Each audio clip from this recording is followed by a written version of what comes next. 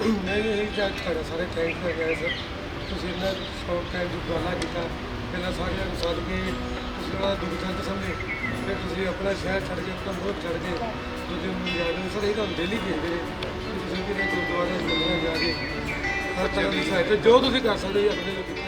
ਸਾਡੇ ਬੱਚੇ ਦਾ final year ਹੈ ਤੇ ਆਨਲਾਈਨ ਮੈਂ ਕੋਈ ਕਹਿ ਰਿਹਾ ਕਿ ਜੇ ਇਹਦੇ ਵਿੱਚ ਹੁਣ ਸਰਕਾਰ ਨੂੰ ਇਹ ਕਹਾਂਗੇ ਕਿ ਇਹਨਾਂ ਨੂੰ ਮੌਕਾ ਦਿੱਤਾ ਜਾਵੇ ਕਿ ਇੱਥੇ ਅੱਗੇ ਆਪਣੀ ਪੜ੍ਹਾਈ ਜਿਹੜੀ ਕਰੀਅਰ ਕਰ ਸਕਣ ਔਰ ਫਿਊਚਰ ਜਿਹੜਾ ਇਹਨਾਂ ਦਾ ਸੇਫ ਹੋ ਸਕੇ। ਇਹ ਹੈ ਕਿ ਅਸੀਂ ਇਹਨਾਂ ਨੂੰ ਇੱਥੇ ਇੰਨੇ ਸਾਧਨ ਨਹੀਂ ਹੈਗੇ ਤੇ ਬੱਚਿਆਂ ਨੂੰ ਬਾਹਰ ਜਾਣਾ ਪੈਂਦਾ। ਇੰਨਾ ਵੱਡਾ ਕੰਟਰੀ ਹੋਵੇ, ਇੰਨੀ ਵੱਡੀ ਪਾਪੂਲੇਸ਼ਨ ਹੋਵੇ ਤੇ ਸਾਨੂੰ ਇਹਦਾ ਪ੍ਰਬੰਧ ਹੋਣਾ ਚਾਹੀਦਾ ਸਾਰੇ। ਉਹ ਪ੍ਰਬੰਧ ਨਾ ਹੋਣ ਕਰਕੇ ਬੱਚੇ ਬਾਹਰ ਜਾਂਦੇ। ਖੈਰ ਇਹਦੇ ਵਾਸਤੇ ਪਾਰਲੀਮੈਂਟ ਦੇ ਵਿੱਚ ਵੀ ਮੁੱਦਾ ਰੱਖਿਆ ਜਾਏਗਾ। ਵਧੀਆ ਕਿ ਅਸੀਂ ਲੋਕ ਇਸ ਕਾਬਲ ਹੋਏ ਕਿ ਬੱਚੇ ਇੱਥੇ ਵਾਪਸ ਆਏ। ਖਾਸ ਕਰਕੇ ਮੈਂ ਡਾਕਟਰ ਕਰਨ ਸੰਧੂ ਦਾ ਔਰ ਉਹਦੀ ਟੀਮ ਦਾ ਪੂਰਾ ਥੈਂਕਸ ਕਰਦਾ ਜਿਨ੍ਹਾਂ ਨੇ ਇਵੈਕੂਏਟ ਕਰਨ ਦੇ ਸਭ ਤੋਂ ਵੱਡੀ ਮਦਦ ਕੀਤੀ ਹੈ ਸਾਡੀ। ਯੂਰਪ ਵਾਲਿਆਂ ਦਾ, ਇੰਗਲੈਂਡ ਵਾਲਿਆਂ ਦਾ, ਅਮਰੀਕਾ ਵਾਲਿਆਂ ਦਾ, ਜਿਹਨੂੰ ਵੀ ਕਿਸੇ ਨੂੰ ਕਿਹਾ ਉਹਨੇ ਕਿਸੇ ਨਾ ਕਿਸੇ ਰੂਪ ਵਿੱਚ ਮਦਦ ਜ਼ਰੂਰ ਕੀਤੀ। ਸਤਿ ਸ਼੍ਰੀ ਅਕਾਲ ਦੋਸਤੋ, ਮੈਂ ਕੈਲਾਸ਼ ਤੋਂ ਤੁਸੀਂ ਦੇਖ ਰਹੇ ਹੋ ਲਾਈਵ ਭਾਰਤ। ਅੱਜ ਸਾਡੇ ਨਾਲ MP ਔਜਲਾ ਮੌਜੂਦ ਹਨ ਜੋ ਕਿ ਪਿਛਲੇ ਕਈ ਦਿਨ ਵਿਦੇਸ਼ ਵਿੱਚ ਉਸ ਧਰਤੀ ਤੇ ਲਗਾ ਗਿਆ ਹੈ ਜਿੱਥੇ ਲਗਾਤਾਰ ਬੰਬਾਰੀ ਹੋ ਰਹੀ ਸੀ। ਇਹ ਪੋਲੈਂਡ ਗਏ ਤੇ ਯੂਕਰੇਨ ਦੇ ਕਈ ਇਲਾਕਿਆਂ ਦੇ ਵਿੱਚ ਗਏ ਜਿੱਥੋਂ ਕਿ ਬੱਚਿਆਂ ਨੂੰ ਇਹਨਾਂ ਨੇ ਜਾ ਕੇ ਰੂਬਰੂ ਹੋਏ, ਉਹਨਾਂ ਦੀ ਸਮੱਸਿਆ ਸੁਣੀਆਂ ਤੇ ਬੱਚਿਆਂ ਨੂੰ ਇੱਥੇ ਲਿਆਉਣ ਦਾ ਵੀ ਵੱਡਾ ਕੰਮ ਕੀਤਾ। ਬੱਚੇ ਆਏ ਵੀ ਤੇ ਅੱਜ ਇਹਨਾਂ ਨਾਲ ਗੱਲਬਾਤ ਕਰਾਂਗੇ ਕਿ ਉੱਥੇ ਹੋਏ ਤੁਸੀਂ ਐਕਸਪੀਰੀਅੰਸ ਵੀਡੀਓ ਥਰੂ ਤੁਹਾਨੂੰ ਦੱਸਦੇ ਰਹੇ, ਮੀਡੀਆ ਨਾਲ ਰੂਬਰੂ ਕਰਾਉਂਦੇ ਰਹੇ। ਪਰ ਜਿਹੜੇ ਬੱਚਿਆਂ ਦੇ ਉੱਥੇ ਬੀਤਦੀ ਸੀ, ਜਿਹੜੇ ਪੇਰੈਂਟਸ ਉੱਥੇ ਫਸੇ ਆਪਣੇ ਬੱਚਿਆਂ ਨੂੰ ਦਿਨ ਰਾਤ ਸੋ ਨਹੀਂ ਸਕਦੇ ਸੀ, ਉਹਨਾਂ ਦੇ ਦਿਲ ਦਾ ਦਰਦ ਤੁਸੀਂ ਇੱਕ ਮਰਹਮ ਬਣ ਕੇ ਉੱਥੇ ਗਏ ਤੇ ਅੱਜ ਪੇਰੈਂਟਸ ਵੱਲੋਂ ਤੁਹਾਨੂੰ ਧੰਨਵਾਦ ਕੀਤਾ ਗਿਆ ਤੇ ਤੁਸੀਂ ਇਹ ਆਪਣੀ ਸੇਵਾ ਇੱਕ ਰਾਜਨੀਤੀ ਦਰ ਤੋਂ ਜਿਸ ਤਰ੍ਹਾਂ ਉੱਠ ਕੇ ਉੱਪਰ ਕੀਤੀ ਹੈ ਤੇ ਇੱਥੇ ਪੇਰੈਂਟਸ ਵੱਲੋਂ ਕੀ ਇਹਦੇ ਵੱਲੋਂ ਰੁਝਾਨ? ਦੇਖੋ, ਮੈਂ ਜਦੋਂ ਬੱਚੇ ਉੱਥੇ ਫਸ ਗਏ ਸੀ, ਪੇਰੈਂਟਸ ਇੱਥੇ ਮੈਨੂੰ ਮਿਲੇ, ਕਈ 150-200 ਪੇਰੈਂਟਸ ਕਰੀਬ ਇਕੱਠਾ ਸੀ ਉਸ ਦਿਨ। ਔਰ ਮੈਂ ਉਹਨਾਂ ਦੇ ਜਿਹੜੇ ਚਿਹਰੇ ਸੀ ਉਹ ਵੇਖ ਕੇ ਬਹੁਤ ਪਰੇਸ਼ਾਨ ਸੀ ਕਿਉਂਕਿ ਮਾਵਾਂ ਦੇ ਤੇ ਜਿਹੜੇ ਫਾਦਰ ਸੀ ਵਿਚਾਰੇ ਉਹਨਾਂ ਨੂੰ ਤਰਵਾ ਦਿੰਦੇ। ਮਾਵਾਂ ਕੋਲ ਤਾਂ ਬੋਲਿਆ ਨਹੀਂ ਜਾਂਦਾ, ਰੋਣ ਨਿਕਲਦਾ ਸੀ ਉਹਨਾਂ ਦਾ ਕਿਉਂਕਿ ਪਤਾ ਨਹੀਂ ਲੱਗਦਾ ਕਿਹੜੇ ਵੇਲੇ ਕੋਈ ਨਿਊਕਲੀਅਰ ਵਾਰ ਹੋ ਜਾਏ, ਕੋਈ ਬੰਬ ਦਾ ਲੜਾਈ ਦਾ। ਤੁਹਾਨੂੰ ਪਤਾ ਜਿੱਥੇ ਲੜਾਈ ਉਹ ਝਗੜਾ ਤੇ ਉੱਥੇ ਫਿਰ ਵੱਡੇ ਲੈਵਲ ਦਾ ਹੀ ਹੈ, ਕੁਝ ਵੀ ਹੋ ਸਕਦਾ। ਸੋ ਮੈਂ ਫਿਰ ਇੱਥੋਂ ਜਾ ਕੇ ਇਹਨਾਂ ਨਾਲ ਮੈਂ ਵਾਅਦਾ ਕੀਤਾ ਕਿ ਮੇਰੇ ਵੱਲੋਂ ਜਿੰਨੀ ਕੋਸ਼ਿਸ਼ ਹੋਊਗੀ ਮੈਂ ਆਪਣੇ ਨੂੰ ਤੁਹਾਨੂੰ ਪੂਰੀ ਕੋਸ਼ਿਸ਼ ਕਰੂੰਗਾ। ਔਰ ਮੈਂ ਪਾਰਲੀਮੈਂਟ 'ਚ ਗਿਆ, ਦਿੱਲੀ ਜਾ ਕੇ ਜਿਹੜੇ ਮਿਨਿਸਟਰ ਆਫ ਸਟੇਟ ਆ ਉਹਨਾਂ ਨੂੰ ਮਿਲੇ, ਮੀਨਾਕਸ਼ੀ ਲੇਖੀ ਜਿਹਨੂੰ ਸਾਰੇ ਅਸੀਂ MP ਇਕੱਠੇ ਕੀਤੇ, ਉਹ ਸਾਰੇ ਉੱਦਾਂ ਗਏ ਪਰ ਮੈਨੂੰ ਕੋਈ ਤਸੱਲੀ ਬਖਸ਼ ਜਵਾਬ ਨਹੀਂ ਮਿਲਿਆ। ਫਿਰ ਮੈਂ ਨੈਕਸਟ ਡੇ ਹੀ ਉਸੇ ਵੇਲੇ ਮੈਂ ਟਿਕਟ ਬੁੱਕ ਕਰਾਈ ਤੇ ਨੈਕਸਟ ਡੇ ਸਵੇਰੇ ਮੈਂ ਜਿਹੜਾ ਅਗਲਾ ਦਿਨ ਸ਼ਾਮਾਂ ਤੱਕ ਮੈਂ ਪੋਲੈਂਡ ਪਹੁੰਚ ਗਿਆ ਵਾਰਸਾ 'ਚ। ਉੱਥੇ ਫਿਰ ਗੁਰਦੁਆਰੇ 'ਚ ਮਿਲੇ। ਫਿਰ ਮੈਂ ਬਾਰਡਰ ਤੇ ਗਿਆ ਜਿੱਥੋਂ ਬੱਚੇ ਕ੍ਰਾਸ ਹੁੰਦੇ ਨੇ ਕਿਉਂਕਿ ਯੂਕਰੇਨ ਤੇ ਨਹੀਂ ਸੀ ਜਾ ਸਕਦੇ ਕਿਉਂਕਿ ਉੱਥੇ ਤੇ ਬਿਲਕੁਲ ਅਲਾਉ ਨਹੀਂ ਹੈਗਾ, ਇਹ ਜਾਣਾ ਬੰਦ ਸੀ। ਪਰ ਫਿਰ ਮੈਂ ਉੱਥੇ ਬਾਰਡਰ ਤੇ ਜਾ ਕੇ ਜਦੋਂ ਦੇਖਿਆ ਮੰਜ਼ਰ ਕਿ ਬਹੁਤ ਮਾੜਾ ਹੈ, ਬਹੁਤ ਮਾੜੇ ਹਾਲਾਤ ਹੈ, ਫਿਰ ਬਹੁਤ ਦੁਖੀ ਵੀ ਹੋਇਆ ਮਨ। ਪਰ ਪਰਮਾਤਮਾ ਦਾ ਸ਼ੁਕਰਾਨਾ ਕਿ ਬੱਚੇ ਜਿੰਨੇ ਵੀ ਆਏ ਆ ਉਹ ਸੇਫ ਕਿ ਇੱਥੇ ਤੱਕ ਪਹੁੰਚ ਗਏ ਨੇ, ਸੇਫ ਹੱਥਾਂ 'ਚ ਹੁੰਦੇ ਹੋਏ ਇੱਥੋਂ ਤੱਕ ਬਾਰਡਰ ਕ੍ਰਾਸ ਕਰ ਗਏ ਨੇ। ਖਾਰਕੀਵ ਦੇ ਬੱਚਿਆਂ ਦਾ ਮੇਨ ਮਸਲਾ ਸੀ, ਖਾਰਕੀਵ ਦੇ ਬੱਚੇ ਕਿਸ ਤਰੀਕੇ ਦੇ ਨਾਲ ਇੱਥੇ ਤੱਕ ਪਹੁੰਚ ਸਕਣ। ਸੋ ਉੱਥੇ ਡਾਕਟਰ ਕਰਨ ਸੰਧੂ ਸੀ, ਉਹਨਾਂ ਦੀ ਸਮੁੱਚੀ ਟੀਮ ਸੀ ਜਿਨ੍ਹਾਂ ਦੇ ਨਾਲ ਉਹਨਾਂ ਨੇ ਉੱਥੋਂ ਹੈਲਪ ਕੀਤੀ। ਸਾਡੇ ਜਿਹੜੇ ਕੁਝ ਦੋਸਤ ਸੀ ਯੂਰਪ 'ਚ ਨੇ, ਕੈਨੇਡਾ ਨੇ, ਆਸਟ੍ਰੇਲੀਆ ਨੇ, ਅਮਰੀਕਾ ਨੇ, ਉਹਨਾਂ ਨੂੰ ਕਹਿ ਕੇ ਕੁਝ ਲਿੰਕਸ ਉਹਨਾਂ ਦੇ ਵਰਤੇ, ਜੇ ਕੁਝ ਮਾਲੀ ਮਦਦ ਜਿਨ੍ਹਾਂ ਬੱਚਿਆਂ ਨੂੰ ਲੋੜ ਪਈ ਉਹ ਵੀ ਉਹਨਾਂ ਤੋਂ ਕਰਾ ਕੇ ਦਿੱਤੀ ਤਾਂ ਕਿ ਬੱਚੇ ਆਪਣੇ ਘਰਾਂ 'ਚ ਪਹੁੰਚ ਸਕਣ। ਇੱਕ ਤਾਂ ਇਹ ਸੀ ਲੋਕ ਜਿਨ੍ਹਾਂ ਦੇ MBBS ਕਰਦੇ ਸੀ। ਉੱਥੇ ਜਾ ਕੇ ਇੱਕ ਹੋਰ ਵੀ ਚੀਜ਼ ਵੇਖਣ ਨੂੰ ਮਿਲੀ ਕਿ ਜਿਹੜੇ ਕਾਗਜ਼ ਜਿੱਥੇ ਏਜੰਟ ਚਲੇ ਜਾਂਦੇ ਆ ਉੱਥੇ ਯੂਕਰੇਨ ਤੱਕ ਪਹੁੰਚਾ ਦਿੰਦੇ, ਲੋਕਾਂ ਦੀ ਸੋਚਦੇ ਨੇ ਕਿ ਅਸੀਂ ਅਗਾਂਹ ਯੂਰਪ ਜਾ ਕੇ ਕਿਸੇ ਡਿਵੈਲਪ ਕੰਟਰੀ 'ਚ ਸ਼ਰਨ ਲੈ ਲਈਏ, ਉਹ ਵੀ ਲੋਕ ਬਹੁਤ ਮਿਲੇ। ਕਰੀਬ ਜੇ 20,000 ਇਹ ਸੀ ਉਹ ਵੀ ਤਕਰੀਬਨ ਇੰਨਾ ਕੀ ਬੱਚਾ ਸੀ। ਉਹ ਸਾਰੇ ਉਹਨਾਂ ਨੂੰ ਵੀ ਜਿਹੜਾ ਸੇਫ ਜਗ੍ਹਾ 'ਤੇ ਪਹੁੰਚੇ ਔਰ ਉਹਨਾਂ ਦੀ ਮਦਦ ਵੀ ਜਿੰਨੀ ਹੋ ਸਕੀ ਉਹ ਕੀਤੀ। ਮੈਂ ਥੈਂਕਸ ਕਰਦਾ ਗੁਰੂ ਘਰ ਵਾਰਸਵਾ ਵਾਲਿਆਂ ਦਾ, ਵਾਰਸਵਾ ਦੇ ਗੁਰੂ ਘਰ ਦਾ ਤੇ ਨਾਲ ਕੇਂਦਰੀ ਮੰਦਿਰ ਦਾ ਜਿਨ੍ਹਾਂ ਨੇ ਬਹੁਤ ਖੁੱਲ੍ਹ ਕੇ ਮਦਦ ਕੀਤੀ ਸਾਡੇ ਲੋਕਾਂ ਦੀ। ਜੇ ਸਿੰਘ ਜਿਹੜੇ ਉੱਥੇ ਸੀ, ਹਰੀਸ਼ ਜੀ ਸੀ ਜਿਹੜੇ ਵਾਰਸਵਾ ਸਨ, ਔਰ ਜਿਹੜੇ ਲਾਗੇ ਕੰਟਰੀ ਲੱਗਦੇ ਸੀ ਯੂਰਪ ਦੇ, ਉਹਨਾਂ ਨੇ ਹੰਗਰੀ 'ਚ ਆ ਕੇ, ਰੋਮਾਨੀਆ 'ਚ, ਸਲੋਵਾਕੀਆ 'ਚ ਹਰ ਬਾਰਡਰ ਤੇ ਜਾ ਕੇ ਸਾਡੇ ਪੰਜਾਬੀਆਂ ਨੇ, ਖਾਸ ਕਰ ਹਿੰਦੁਸਤਾਨੀਆਂ ਨੇ, ਸਾਰਿਆਂ ਬੜੀ ਮਦਦ ਕੀਤੀ। ਉਹਨਾਂ ਸਾਰਿਆਂ ਦਾ ਬਹੁਤ ਬਹੁਤ ਥੈਂਕਸ। ਸਰਕਾਰ ਦਾ ਵੀ ਸ਼ੁਕਰੀਆ ਕਿ ਉਹਨਾਂ ਨੇ ਬਾਰਡਰ ਤੋਂ ਪਾਰ ਹੋਣ ਤੋਂ ਬਾਅਦ ਜਿਹੜੇ ਬੱਚੇ ਉਹਨਾਂ ਨੂੰ ਘਰਾਂ ਤੱਕ ਪਹੁੰਚਾਇਆ। ਦੂਸਰੀ ਗੱਲ ਕੀਤੀ ਜਾਵੇ ਤੇ ਕਿੰਨੇ ਕੇ ਬੱਚਿਆਂ ਦੀ ਗਿਣਤੀ ਜਿਹੜੀ ਆਪਣੇ ਵੱਲੋਂ ਉਹਨਾਂ ਨੂੰ ਉੱਥੋਂ ਕੱਢਿਆ ਗਿਆ ਜੀ? ਕਰੀਬ 20,000 ਦੇ ਕਰੀਬ ਬੱਚਾ ਨਿਕਲਿਆ, ਪਰ ਜਦੋਂ ਮੈਂ ਗਿਆ ਉਦੋਂ ਕਰੀਬ 2,500-3 ਹਜ਼ਾਰ ਬੱਚਾ ਉਦੋਂ ਨਿਕਲਿਆ ਤੇ 5-4 ਦਿਨ ਦੇ ਵਿੱਚ। ਦੂਸਰੀ ਸਭ ਤੋਂ ਪਹਿਲਾਂ ਤਾਂ ਆਪਣਾ ਮੁੱਢਲਾ ਕੰਮ ਹੁੰਦਾ ਬੱਚੇ ਦੀ ਜਾਨ ਬਚਾਉਣਾ, ਲੇਕਿਨ ਇੱਕ ਸਵਾਲ ਹੋਰ ਉੱਠ ਕੇ ਆ ਰਿਹਾ ਜਨਤਾ ਦੇ ਵਿੱਚ, ਜਿਹੜੇ ਬੱਚਿਆਂ ਦੀ ਪੜ੍ਹਾਈ ਡਿਸਟਰਬ ਹੋ ਗਈ ਹੈ ਜਾਂ ਜਿਹੜੇ ਬੱਚਿਆਂ ਦੇ ਹੁਣ ਕੁਝ ਦੇ ਫਾਈਨਲ ਐਗਜ਼ਾਮ ਹੋਰ 2 ਜਾਂ 3 ਮਹੀਨੇ ਬਾਅਦ ਹੋਣੇ ਸੀ, ਉਹਨਾਂ ਦੀ ਪੜ੍ਹਾਈ ਡਿਸਟਰਬ ਹੋ ਚੁੱਕੀ ਹੈ। ਜਿਹਨੇ ਡਾਕਟਰ ਬਣਨ ਵਾਲੇ ਹੀ 6-6 ਸਾਲ ਦੀ ਵੇਟ ਕਰਨ ਦੇ ਬਾਅਦ ਇੱਕ ਸੁਨਹਿਰਾ ਪਲ ਆਉਣਾ ਹੀ ਆਪਣੀ ਮਿਹਨਤ ਸਫਲ ਹੋਣੀ ਸੀ, ਉਹਨਾਂ ਬੱਚਿਆਂ ਦਾ ਭਵਿੱਖ ਅੱਗੇ ਕਿਸ ਤਰ੍ਹਾਂ ਜਾਏਗਾ? ਦੇਖੋ ਹੁਣ ਸਰਕਾਰ ਦੇ ਅੱਗੇ ਮੁੱਦਾ ਰੱਖਾਂਗੇ, ਕਿਉਂਕਿ ਉਹ ਪੜ੍ਹਾਈ ਜਿਹੜੀ ਹੈ ਉਹ ਇੱਥੇ ਪੂਰੀ ਕਰ ਸਕਣ, ਜਿਹੜੇ ਉਹਨਾਂ ਦੇ ਕੋਰਸ ਹੈ ਉਹ ਇੱਥੇ ਕਰ ਸਕਣ, ਸਰਕਾਰ ਉਹਨਾਂ ਦੀ ਮਦਦ ਕਰੇ। ਪੇਰੈਂਟਸ ਚਾਹੁੰਦੇ ਆ ਕਿ ਅਸੀਂ ਆਪਣਾ ਉਹਨਾਂ ਦਾ ਖਰਚਾ ਦੇ ਦਾਂਗੇ ਜਿੰਨਾ ਸਾਡਾ ਉੱਥੇ ਲੱਗਦਾ ਸੀ। ਸੋ ਸਰਕਾਰ ਇਹਦੇ ਤੇ ਕੋਈ ਨਾ ਕੋਈ ਵਰਕਆਊਟ ਜ਼ਰੂਰ ਕਰੇ, ਇਹਦੇ ਵਾਸਤੇ ਪਾਰਲੀਮੈਂਟ 'ਚ ਗੱਲ ਰੱਖਾਂਗੇ।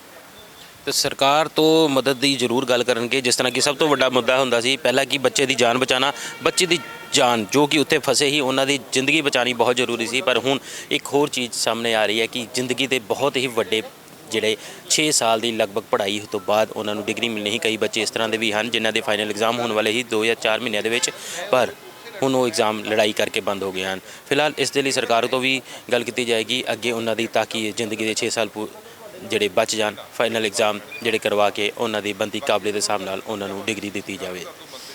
ਸਾਡੇ ਨਾਲ ਇਸ ਵੇਲੇ ਬੱਚੇ ਵੀ ਮੌਜੂਦ ਹਨ ਜੋ ਕਿ ਯੂਕਰੇਨ ਦੀ ਉਸ ਇੱਕ ਸਮੱਸਿਆ ਭਰੇ ਮਾਹੌਲ ਚੋਂ ਨਿਕਲ ਕੇ ਹਿੰਦੁਸਤਾਨ ਆਏ। ਇਹਨਾਂ ਨਾਲ ਵੀ ਗੱਲਬਾਤ ਕਰਾਂਗੇ ਕਿ ਤੁਸੀਂ ਜਦੋਂ ਯੂਕਰੇਨ ਦੇ ਵਿੱਚ ਉੱਥੇ ਫਸੇ ਹੀ, ਵਾਰ ਸ਼ੁਰੂ ਹੋ ਗਈ, ਤੇ ਉੱਥੇ ਕਿਸ ਤਰ੍ਹਾਂ ਦੇ ਤੁਹਾਨੂੰ ਪਲ ਉੱਥੇ ਬਤੀਤ ਕਰਨੇ ਪਏ? ਪਲ ਤਾਂ ਉੱਥੇ ਕਾਫੀ ਖਤਰਨਾਕ ਸੀ। ਮਤਲਬ ਮਾਹੌਲ ਜਿਵੇਂ ਨਿਊਜ਼ ਚੈਨਲਸ ਦਿਖਾ ਰਹੇ ਸੀ, ਕਾਫੀ ਰਿਲੇਟਿਵ ਤੇ ਹੈਗਾ ਸੀ।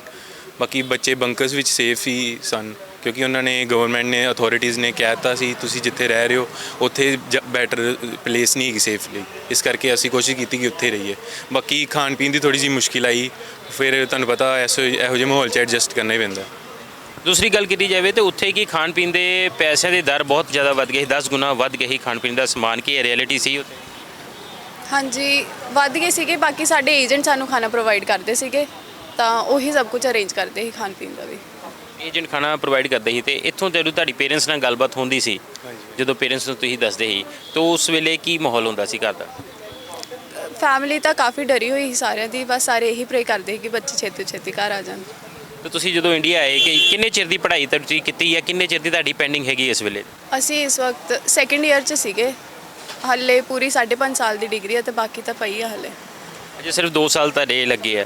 ਕੁਝ ਬੱਚੇ ਇਸ ਤਰ੍ਹਾਂ ਦੇ ਵੀ ਹੈ ਜਿਨ੍ਹਾਂ ਦੀ ਫਾਈਨਲ ਐਗਜ਼ਾਮ ਆਉਣ ਵਾਲੇ ਸੀ, ਜਿਹਨੇ ਹੋਰ 2-4 ਮਹੀਨਿਆਂ ਨੂੰ ਉਹਨਾਂ ਨੇ ਡਾਕਟਰੀ ਦੀ ਡਿਗਰੀ ਲੈ ਕੇ ਵਾਪਸ ਆਉਣਾ ਸੀ, ਤੇ ਉਹਨਾਂ ਦੇ ਭਵਿੱਖ ਨਾਲ ਕਿਤੇ ਨਾ ਕਿਤੇ ਖਿਲਵਾੜ ਹੋਇਆ ਬਹੁਤ ਵੱਡਾ। ਬਿਲਕੁਲ ਬਿਲਕੁਲ, ਕਿਉਂਕਿ ਜਿਹੜਾ ਇੱਕ ਨਾ ਕਰੋਕ ਈਅਰ ਹੁੰਦਾ ਵਾ ਯੂਕਰੇਨ ਦੇ ਵਿੱਚ, ਉਹ ਵਨ ਆਫ ਦਾ ਇੰਪੋਰਟੈਂਟ ਹੁੰਦਾ। ਜੇ ਫਸਟ ਟਾਈਮ ਉਹ ਕਲੀਅਰ ਕਰਨਗੇ ਤੇ ਤਾਂ ਹੀ ਉਹਨਾਂ ਦੀ ਡਿਗਰੀ ਵੈਲਿਡ ਹੁੰਦੀ ਅੱਗੇ। ਪਰ ਹੁਣ ਉਹਨਾਂ ਨੇ ਕਰੋਕ ਥੋੜੀ ਦੇਰ ਲਈ ਪੋਸਟਪੋਨ ਕਰਤਾ, ਇਸ ਕਰਕੇ ਥੋੜਾ ਮੁਸ਼ਕਿਲ ਤੇ ਹੋਇਆ ਉਹਨਾਂ ਲਈ।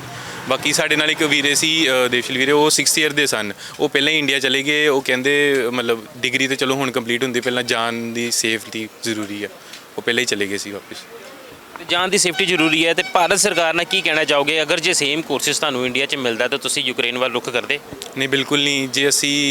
ਜੇ ਸਾਨੂੰ ਇੰਡੀਆ 'ਚ ਪੂਰੀ ਫੈਸਿਲਿਟੀਜ਼ ਮਿਲਦੀ ਐਜ਼ ਪਰ ਹੈਡ ਦ ਫੀਸ ਵੀ ਬਹੁਤ ਹੈ। ਮਤਲਬ ਜੇ ਅਸੀਂ ਨੋਰਮਲ ਪ੍ਰਾਈਵੇਟ ਕਾਲਜਿਸ ਦੀ ਗੱਲ ਕਰੀਏ ਤਾਂ ਮੈਕਸਿਮਮ 50 ਲੱਖ ਤੋਂ ਉੱਪਰ ਹੈ, ਅਤੇ ਇਹੀ ਫੈਸਿਲਿਟੀ ਸਾਨੂੰ ਯੂਕਰੇਨ ਦੇ ਵਿੱਚ ਨੋਰਮਲੀ 25 ਤੋਂ 30 ਲੱਖ ਦੇ ਅਰਾਊਂਡ ਦੇ ਵਿੱਚ ਮਿਲ ਰਹੀ ਸੀ, ਅਤੇ ਦੈਟਸ ਵਾਈ ਅਸੀਂ ਉਹਦੇ ਵੱਲ ਰੁੱਖ ਕੀਤਾ।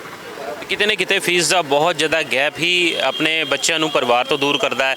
ਤੇ ਹੁਣ ਜਿਸ ਤਰ੍ਹਾਂ ਕਿ ਇਹ ਯੂਰਸ ਤੇ ਯੂਕਰੇਨ ਦਾ ਵਾਰ ਸ਼ੁਰੂ ਹੋਇਆ, ਤੇ ਵਾਰ ਤੋਂ ਬਾਅਦ ਇਹ ਚੀਜ਼ ਖੁੱਲ੍ਹ ਕੇ ਸਾਹਮਣੇ ਆਈ ਹੈ, ਤੇ ਹਰ ਚੀਜ਼ ਜਨ ਦੇ ਸਾਹਮਣੇ ਆਈ ਹੈ ਕਿ ਹਿੰਦੁਸਤਾਨ ਦਾ ਰੁਪਈਆ ਚਾਹੇ ਥੱਲੇ ਹੈ ਪਰ ਇਸ ਦੀ ਫੀਸ ਬਹੁਤ ਜ਼ਿਆਦਾ ਹੈ। ਜੇ ਡਾਕਟਰੀ ਦੀ ਡਿਗਰੀ ਕਰਨੀ ਹੈ, MBBS ਕਰਨੀ ਹੈ, ਤੇ ਵਿਦੇਸ਼ ਕਿਉਂ ਜਾਂਦੇ ਹਨ ਬੱਚੇ? ਉਸ ਦਾ ਮੇਨ ਕਾਰਨ ਇਹੀ ਹੈ ਕਿ ਇੱਥੇ ਨਾਲੋਂ ਉੱਥੇ ਸਸਤੀ ਪੜ੍ਹਾਈ ਹੁੰਦੀ ਹੈ, ਤੇ ਜੇ ਲਾਈਫ ਸਟਾਈਲ ਦੀ ਗੱਲ ਕਰੀਏ ਤਾਂ ਉਹ ਵੀ ਵੱਖਰਾ, ਤੇ ਨਾਲੇ ਉੱਥੇ ਦੇ ਰੁਪਈਆ, ਉੱਥੇ ਦਾ ਡਾਲਰ ਜ਼ਿਆਦਾ। ਜੇ ਆਪਾਂ ਗੱਲ ਕਰੀਏ ਹੋਰ, ਤੁਸੀਂ ਹੁਣ ਇੰਡੀਆ ਆਏ, ਤੁਸੀਂ ਇੱਥੇ ਪਰਤ ਕੇ ਤੁਸੀਂ ਇੰਡੀਆ ਆਏ, ਅੱਗੇ ਦੀ ਪੜ੍ਹਾਈ ਬਾਰੇ ਕੋਈ ਤੁਸੀਂ ਪਲੈਨਿੰਗ ਕੀਤੀ ਹੈ?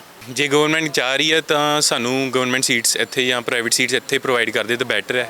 ਵੈਸੇ ਅਗਰ ਉੱਥੋਂ ਦਾ ਮਾਹੌਲ ਸਹੀ ਹੋ ਰਿਹਾ ਤਾਂ ਫਿਰ ਅਸੀਂ ਆਪਣੀ ਸਟੱਡੀ ਕੰਟੀਨਿਊ ਕਰਨਾ ਚਾਹਾਂਗੇ।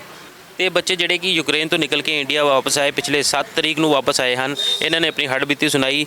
ਤੇ ਸਭ ਤੋਂ ਵੱਡਾ ਸਵਾਲ ਇਹ ਹੈ ਕਿ ਭਾਰਤ ਦੇ ਵਿੱਚ ਕਿਉਂ ਨਹੀਂ ਇਹ ਡਿਗਰੀ ਦੀ ਅਸਲੀ ਦਾਮ, ਜੇ ਮੈਂ ਗੱਲ ਕਰਾਂ ਤੇ ਜਿਸ ਤਰ੍ਹਾਂ ਕਿ ਯੂਕਰੇਨ ਦੇ ਵਿੱਚ ਡਿਗਰੀ ਸਸਤੀ ਹੁੰਦੀ ਹੈ, ਤੇ ਭਾਰਤ ਦੇ ਵਿੱਚ ਕਿਉਂ ਨਹੀਂ ਇਸ ਦੇ ਦਾਮ ਘਟਾਏ ਜਾ ਸਕਦੇ? ਭਾਰਤ ਦੇ ਵਿੱਚ ਕਿਉਂ ਨਹੀਂ ਉਹਨੂੰ ਵਾਜਬ ਰੇਟਾਂ 'ਤੇ ਕੀਤਾ ਜਾ ਸਕਦਾ, ਤਾਂ ਕਿ ਜਿਹੜਾ ਬੱਚਾ ਉੱਥੋਂ ਵੱਧ ਪੈਸੇ ਖਰਚ ਕੇ ਉੱਥੇ ਸਸਤੇ ਦੇ ਤੇ ਇੰਡੀਆ 'ਚ ਰਹਿ ਕੇ ਕਿਉਂ ਨਹੀਂ ਪੜ੍ਹਾਈ ਕੀਤੀ ਜਾ ਸਕਦੀ? ਆਪਣੇ ਮਾਂ ਪਿਓ ਦੇ ਨਾਲ ਰਹਿ ਕੇ ਕਿਉਂ ਨਹੀਂ ਕੀਤੀ ਜਾ ਸਕਦੀ? ਤੇ ਤੁਸੀਂ ਇੰਡੀਆ ਜਦੋਂ ਕਦੋਂ ਵਾਪਸ ਆਏ ਨੇ?